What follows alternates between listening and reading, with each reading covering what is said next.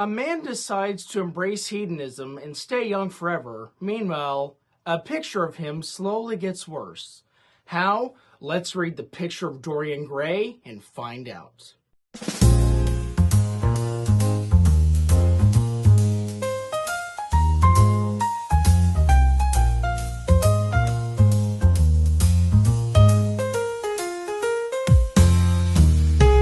Welcome back to BG's Books. I'm Mr. BG, and today I will be reviewing The Picture of Dorian Gray by Oscar Wilde.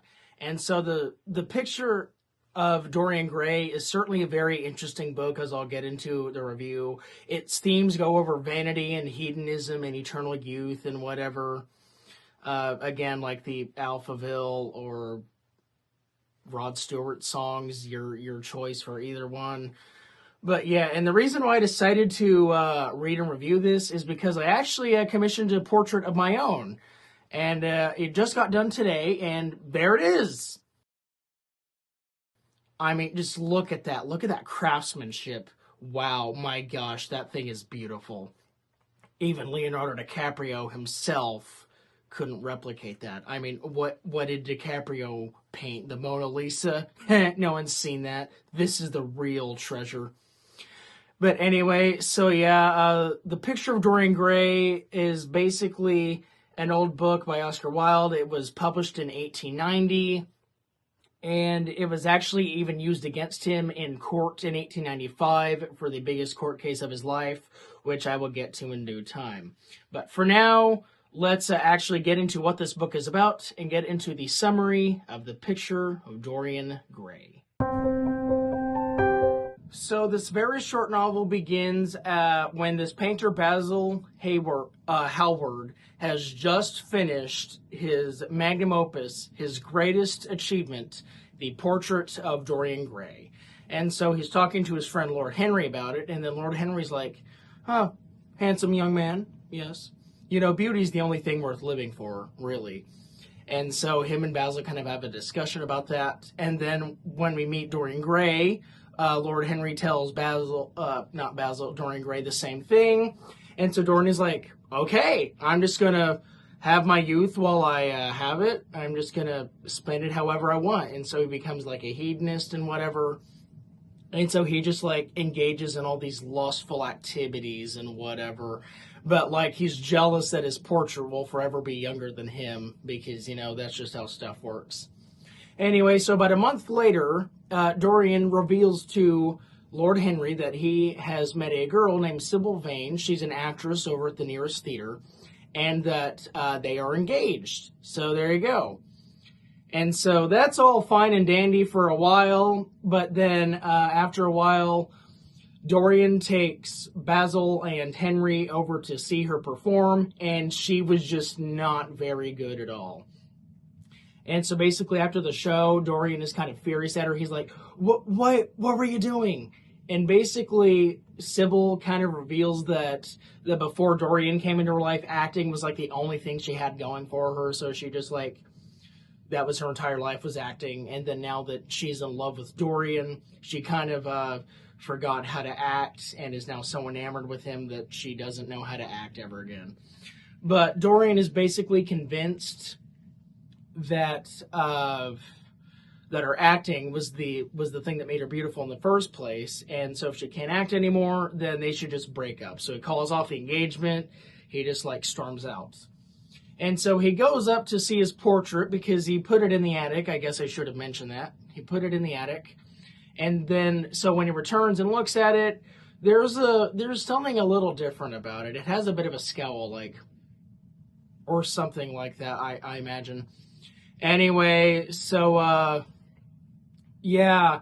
Anyway, and then then Lord Henry tells him that Sybil has taken her own life, which is very terrible. Because he was thinking about like, you know, making it up to her. He was like, oh, maybe I shouldn't have said that. I'm just gonna like try and like rebuild our relationship, but she took her own life, so that's impossible now. So then Dorian, now feeling that there's no love left in the world, he just decides to do more hedonistic activities for the next 18 years. And so for the next 18 years, he's still forever young. either the Rod Stewart song or the Alphaville song. You take your choice, or you take your pick. But anyway, so his portrait has not aged the best, and we'll see that in a second. But anyway, so yeah, he just spends like the next 18 years just like doing whatever, living life to the fullest, just not caring about his health or whatever. And then he runs into Basil Hallward again, and then Basil's like, hey, yo, I'm hearing some stuff about you. And then Dorian's like, I got you, let's go see the portrait. So he shows Basil the portrait, and the portrait is just even worse off this time than it was 18 years prior. And the only way Basil can recognize it is by his signature on it. And so basically Dorian blames Basil for doing this to him, so then he stabs Basil and kills him. And then he hides the portrait again, because, why not? So then, stuff keeps going around. Sybil's brother, James, is trying to, find the man who led his sister to taking her own life. And he tracks down Dorian Gray, but, of course, since Dorian Gray is, still young or whatever, he's supposed to be looking for, a man who's, nearing 40. So he's like, oh, okay. Anyway, it turns out that James was later killed in a hunting accident when he was in a thick brush or something. So there's that. Anyway, after so long, Dorian Gray now tells a very old Lord Henry that he wants to live righteously again, that he wants to quit his hedonistic ways, but Lord Henry just isn't having it. Lord Henry just leaves him to his own devices. And so at the end of the book, Dorian Gray goes back up to his basement, uncovers the picture, which is even worse off this time, and then he takes a knife and stabs it. And then a bunch of people hear the commotion, and when they go up, they see this very old man with a knife stabbed into him, being dead, and the portrait is young and beautiful again. And that is how the Picture of Dorian Gray ends. So overall, what did I feel about the Picture of Dorian Gray? Well, on one hand, I can see why it's a classic. It is very well written. The prose is just incredible, and it has a lot of stuff going for it. But on the other hand, it's a little slow. The story goes in and out. There were moments where I was really bored and wanted to get the book over with, and there were other moments where I was like, yeah, this book is actually really interesting. So I will say that is certainly a problem with the book, is that it's not consistently good or consistently bad. It flip-flops between interesting and boring. But anyway, yeah, I liked it. I think it's a good book. I just think it's a little slow. But anyway, so earlier in the video, I mentioned that Oscar Wilde had this book used against him in his biggest trial of his life in 1895. And so I will explain that now. He liked men. I know, shocking, especially in 1895 when that was very illegal. Basically, I didn't really get into it very much in the actual summary, but Picture of Dorian Gray has some undertones of guys liking guys and stuff like that. And of course, that wasn't exactly the popular fashion in the 1890s.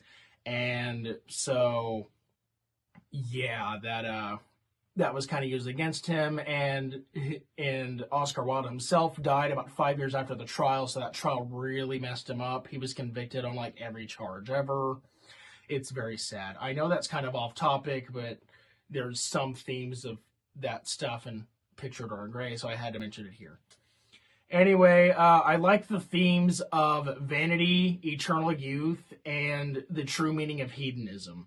Hedonism basically means that you don't care about, your overall health. You just want to be young while you're young, which means, go to parties, date a lot, a lot of other things I don't really want to mention on this channel, but stuff that, people don't care about their health in their later years. And so I think it handled those themes pretty well. Dorian Gray is very much a hedonist. He decides to spend basically his entire life while eternally young, just living life. And then only at the end of his life, when he finally decides that maybe hedonism is not the correct way to go, he decides to kill the portrait, but instead he dies, and his portrait is fine.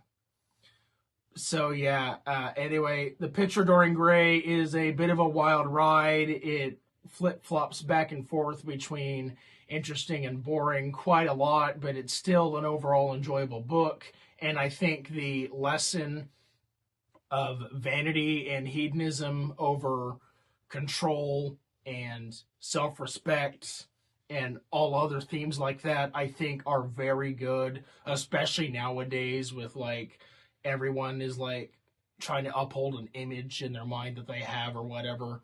So I think that's very good overall. But so yeah, guys, please go read The Picture of Dorian Gray. It may be a little slow, but the message is pretty good. But that is the end of the video, guys. I hope you guys enjoyed my review for The Picture of Dorian Gray by Oscar Wilde. As I said, it's a bit slow, but the message is just too good to pass up. So please go read it if you have not. And anyway, in other news, I have reached 300 subscribers, so that is great. I finally have reached that. And so now my next goal is 400 subscribers, so please subscribe down below. And on top of that, make sure to comment anything about books down below and turn on those notifications so that you can be notified when I post a new video. But yeah, anyway, that's about the end of the video. I've been Mr. BG. This has been BG's Books. And before we go, let's see how my portrait's doing. Oh, I don't like that. It's hideous. It's hideous. Oh, no, I gotta kill it. Take this portrait. Wait, it's young again. And why am I old?